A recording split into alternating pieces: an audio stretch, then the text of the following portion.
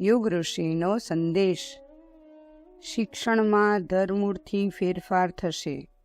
આગામી દિવસોમાં માણસને તેના સાચા સ્વરૂપ, કર્તવ્યો તથા જવાબદારીઓનું ગંભીરતાપૂર્વક ભાન કરાવે એવી શિક્ષણ પદ્ધતિનો વિકાસ કરવો પડશે, જે વિદ્યાર્થીઓને આત્માનો પોકાર તથા પરમાત્માનો સંકેત સાંભળીને યુગ ધર્મનો પડકાર સ્વીકારવા માટે વિવશ કરે।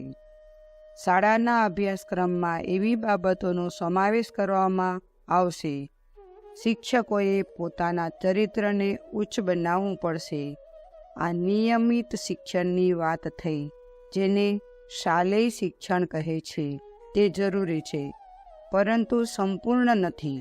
ધર્મોપદેશકો, કર્ણધારો, સાહિત્યકારો, કલાકારો વગેરેએ પ્રાપ્ત સાધનો તથા કૌશલ્યની મદદથી લોકમાનસમાં એ પ્રેરણાને ઊંડે સુધી ઉતારવી પડશે, જેની મદદથી લોકો પોતાના વ્યક્તિત્વને વિભૂતિવાન, પ્રતિભાશાળી, ચરિત્રવાન અને કર્તવ્યપરાયણ બનાવી શકે।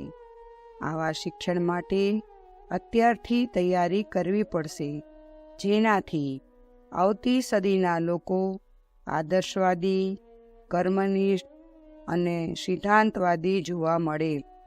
અખંડ જ્યોતિ, ફેબ્રુઆરી 1987, પેજ નંબર 44, સંદર્ભ ગ્રંથ યુગ ઋષિનો સંદેશ। શાંતિકુંજ વિડિયો ગુજરાતી યુટ્યુબ ચેનલને સબસ્ક્રાઇબ કરો તથા બાકીના વિડિયોઝનો લાભ લેવા માટે બેલ આઇકન જરૂર દબાવો। ધન્યવાદ।